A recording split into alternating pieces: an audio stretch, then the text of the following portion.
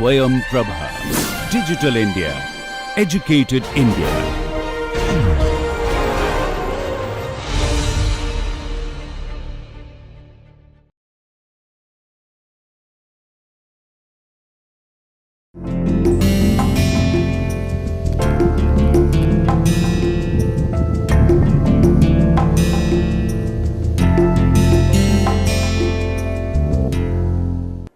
Hello, welcome to Introduction to Composites. This is the 7th week of this ongoing course and today is the start of this week. Over last several weeks we have discussed different aspects of composites. Specifically in the last week we had started discussing how to predict different properties of unidirectional composite materials. Specifically, we had covered how to predict density of such composites, their longitudinal modulus and also their longitudinal strength.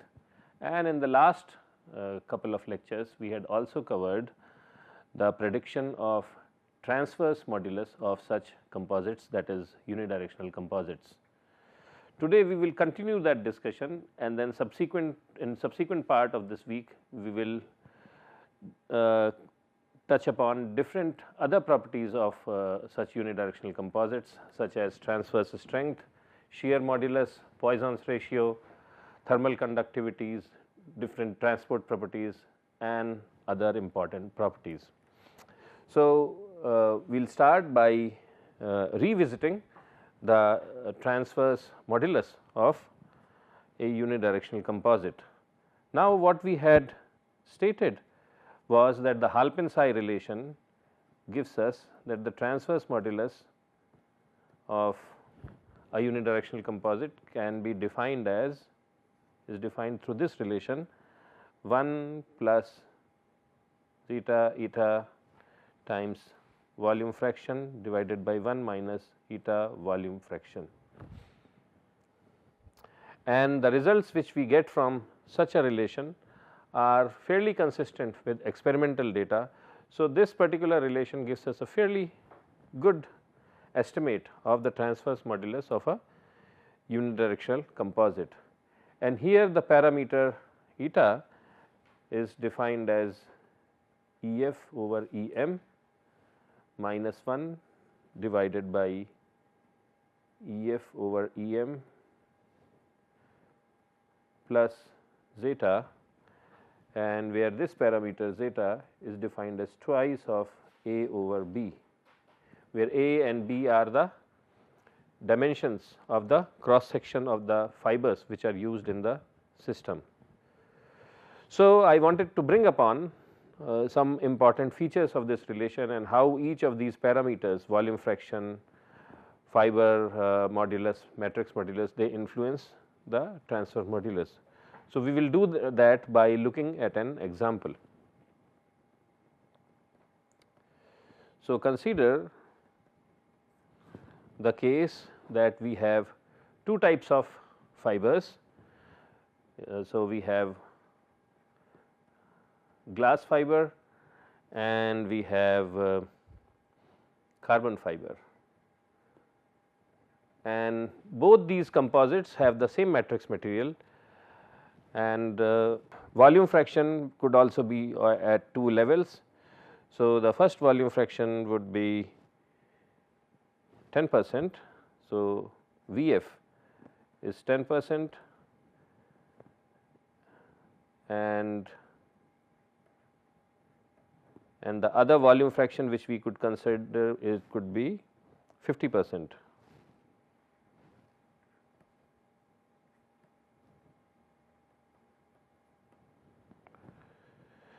And the matrix material for both these composites is common. So, it is the same matrix material. So, we are going to make 4 different composites, one with 10% glass fiber, another one with 50% glass fiber, third one with carbon fiber 10% and fourth one is 50% carbon fiber or graphite fiber. And the representative properties of different materials we are going to state is Young's modulus of graphite fiber, we say that it is 3500 MPa. For glass, it is 350 MPa, and the matrix is the softest matrix, and that is about 70 MPa. So, for each of these composites, let us see what is the value of E t. So, we have to find E t for all these 4 different composites. So, we know that E f over E m is equal to 20, which is the ratio of fiber. So, this is the 20 for. So, we will address this problem, but before I address, I wanted to say that there are some changes. I would like to change some of these numbers. So, this E c is 7000 MPa and E g is 1400 MPa. Okay. So, for these values, first we calculate the ratio of fiber modulus and matrix modulus. So, it is 20 for glass and E f over E m is 100 for graphite fibers. Okay. So, with that understanding, next we compute this parameter eta. So, this is equal to E f over E m minus 1 divided by E f over E m plus 2. So, this is equal to 20 minus 1 divided by 20 plus 2, it gives us 19 over 22. And for the graphite system, this works out to be 100 minus 1 divided by 100 plus 2, that is 99 divided by 102. Okay. So, now what we do is we compute the value of E t over E m, this parameter, and first we do it for volume fraction V f equals 10%. So, for that case E t over E m equals 1 plus eta V f divided by 1 minus eta E f V f, and if it is 10% for glass, this is 1 plus 2 times 19 by 22 into 0.1 divided by 1 minus 19 by 22 times 0.1, and that works out to be 1.28. So, this is for glass. Okay. And if we do the same thing for a graphite system, so that is equal to 1 plus 2 times 99 divided by 102 into 0.1 divided by 1 minus 2 into 99 over 102 into 0.1, and that works out to be 3.28. So, this is for graphite. This is for graphite. Next, we do the same computation for a different volume fraction. So, for V f is equal to 50%, E t over E m is equal to 1 plus 2 into 19 by 22 into 0.5 divided by 1 minus 19 over 22 into 0.5, and that comes out to be 1.32 for glass system. Finally, for graphite system, when the volume fraction is 50%, this ratio is 1 plus 2 times 99 by 102 times 0.5 divided by 1 minus 99 by 102 into 0.5, and that is equal to 3.83. So, this is graphite. Now, we had done similar calculations for same type of a system earlier also for longitudinal fiber, longitudinal modulus. So, what we will do is we will put all these results in a small table and see what we make of it. So, we have two volume fractions, Vf is equal to 10% and the other volume fraction is Vf is equal to 50%. And we have calculated today the parameter Et over Em, earlier we had calculated the parameter El over Em. So, we will list down both these parameters.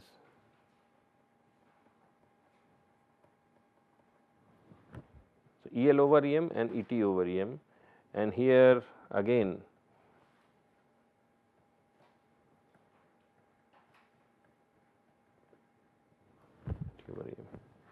and we had done it for two fiber system, fiber metric system. One was glass, and in this case Ef over Em is 20, and the other one was graphite,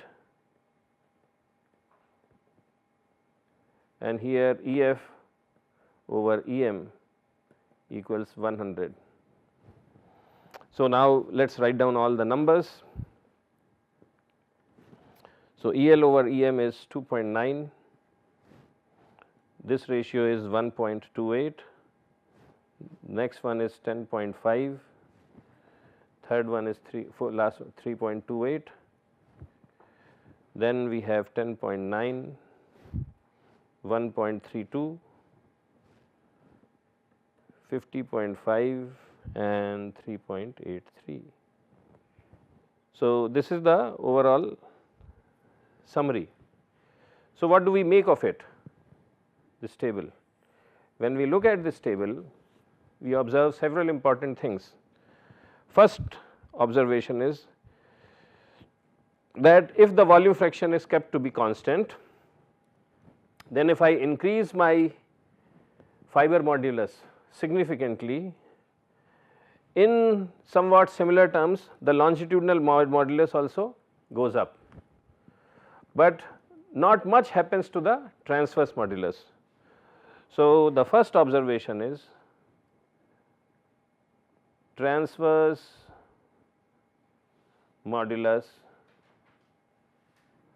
changes marginally with increasing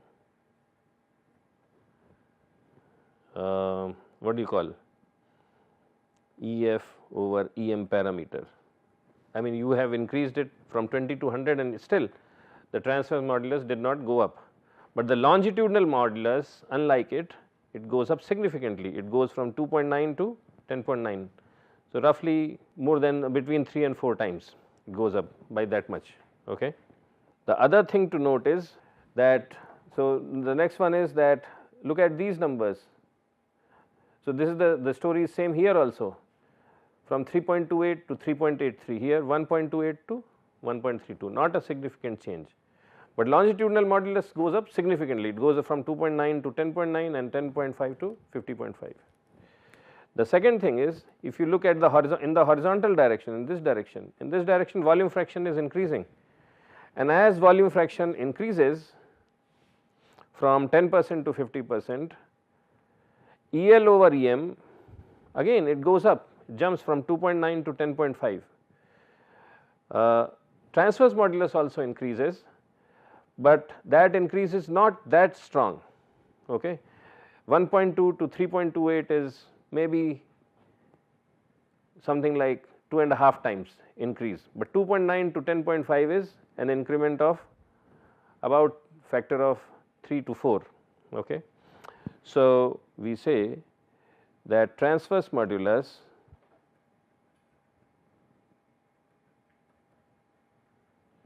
is moderately sensitive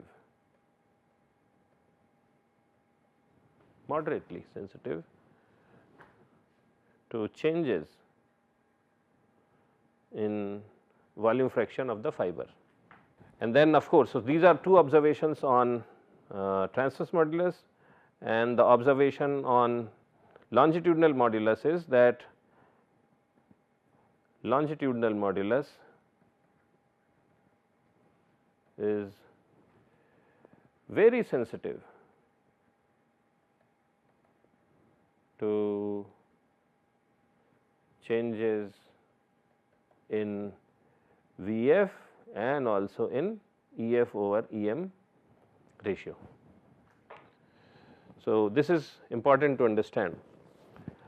In other words, the transverse modulus is predominantly influenced by the matrix properties, unless the fiber volume fraction is really high, 50%, 60%. It is predominantly influenced by matrix properties.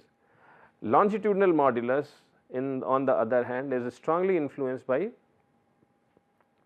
the properties of the fiber. It is very strongly. The contribution from fiber is really high on longitudinal modulus side, but it is not that great from fiber side for the transverse modulus. So, this is important to understand as you go around later in this course and as you try to work on composites, and if you are interested in increasing the transverse modulus significantly, and if the composite is primarily unidirectional in nature, then you should not expect significant payoffs by if you choose a very stiff fiber. What will really help you is that if you choose a very stiff matrix, then that is going to influence your transverse modulus. So, having said that, we will next move to transverse strength.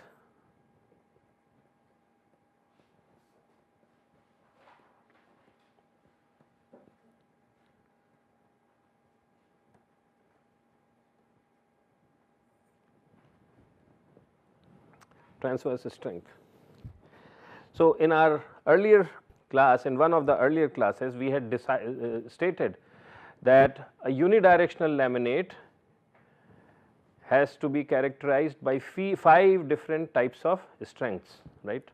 The first strength which we had stated was longitudinal strength in tension, right, longitudinal strength in tension, and that we had designated by sigma L, meaning longitudinal, ultimate strength U, and this is in tension.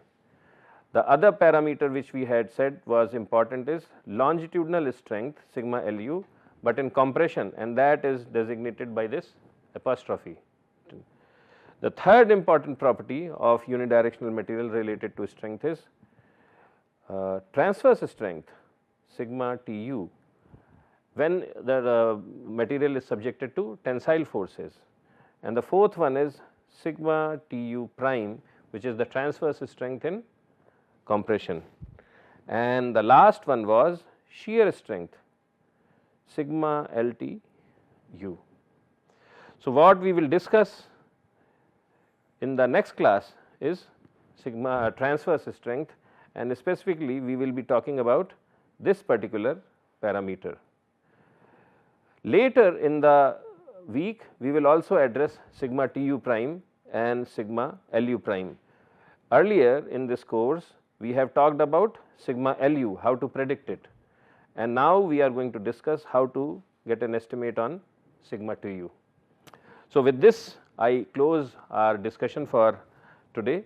We will meet again tomorrow and we will discuss how does transverse strength of these unidirectional composites, it can be estimated, and how what are the important parameters to which it is sensitive to. So, with that I close our discussion and I look forward to meeting you tomorrow. Thank you.